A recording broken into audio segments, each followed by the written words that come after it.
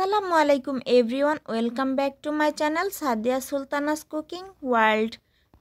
আজকে আমি আপনাদের সাথে শেয়ার করব সম্পূর্ণ ঘরোয়া উপায়ে ঝরঝরে চিকেন বিরিয়ানি।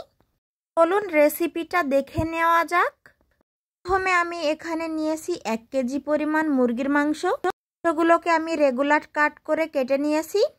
মাংসে দিচ্ছি 2 টেবিল চামচ রসুন বাটা, 1 টেবিল চামচ আদা বাটা, 1 টেবিল চামচ লাল মরিচের গুঁড়ো, 1.5 টেবিল চামচ লবণ, 1/2 টেবিল চামচ জিরার গুঁড়া, 1 প্যাকেট বিরিয়ানির মশলা দিয়ে দিচ্ছি।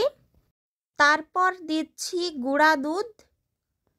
বিরিয়ানিতে আমি টক দই ব্যবহার করব না, সেজন্য গুঁড়া দুধ দিয়ে দিচ্ছি। এখন মশলার সাথে মুরগির মাংসগুলোকে ভালোভাবে মাখিয়ে 1 ঘন্টার জন্য ম্যারিনেট করে রেখে দিব। সে মশলা দেওয়ার সময় ভুলে গিয়েছিলাম আমি বাদাম বাটা দিতে। এখন বাদাম বাটা দিয়ে আরেকটু ভালোভাবে মাখিয়ে নিচ্ছি। চুলায় একটা প্যান বসিয়ে দিয়ে দিচ্ছি 1 কাপ পরিমাণ রান্নার তেল। বিরিয়ানিতে আমি আলু ব্যবহার করব, আপনারা আলুটা স্কিপ করতে পারেন। এখন আমি আলুগুলোকে ভালোভাবে লাল লাল করে ভেজে নিচ্ছি। ভাজা আলু উঠিয়ে নেওয়ার পর ওই একই তেলে দিয়ে দিচ্ছি 2 কাপ পরিমাণ পেঁয়াজ কুচি। পেঁয়াজ বাদামি রঙের করে ভেজে নিতে হবে। কিছুটা ভাজা পেঁয়াজ আমি বেরেস্তার জন্য উঠিয়ে নিচ্ছি। তারপর দিচ্ছি 4-5টার মতো এলাচ, লবঙ্গ, গোলমরিচ, 4 টুকরো দারুচিনি।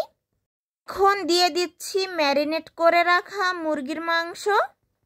1 ঘন্টা ম্যারিনেট করে রাখার ফলে মাংস থেকে অনেকটাই পানি বের হয়ে গিয়েছে। মাংসগুলো কষিয়ে নেওয়ার পর দিয়ে দিচ্ছি ভেজে রাখা আলু। মাংসের সাথে আলুগুলো ভালোভাবে কষিয়ে নিতে হবে। বিরিয়ানির জন্য মাংস রান্না হয়ে গিয়েছে।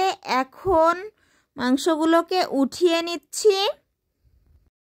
তারপর অবশিষ্ট মশলার ভিতর দিয়ে দিচ্ছি ধুয়ে পানি ঝরিয়ে রাখা 500 গ্রাম চিনি গুঁড়া পোলাওয়ের চাল। মশলার সাথে চাল ভেজে নিতে হবে।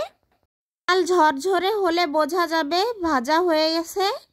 এখন পানি দিয়ে দিচ্ছি। চালের ডবল পানি দিতে হবে। দিচ্ছি 1 টেবিল চামচ লবণ, ফ্লেভারের জন্য 4-5টা কাঁচামরিচ। ঢাকনা দিয়ে ঢেকে দেওয়ার পর নাড়াচাড়া দিয়ে দিচ্ছি কষিয়ে রাখা মাংস। চালের সাথে মাংস আর আলু মিশিয়ে নিচ্ছি। ঢাকনা খুলে একটু পরপর দেখে নিচ্ছি যেন তলানিতে লেগে না যায়। তারপর একটু নাড়াচাড়া দিয়ে ভালোভাবে মিশিয়ে দিচ্ছি। এখন বিরিয়ানিটাকে দমে বসিয়ে দিব।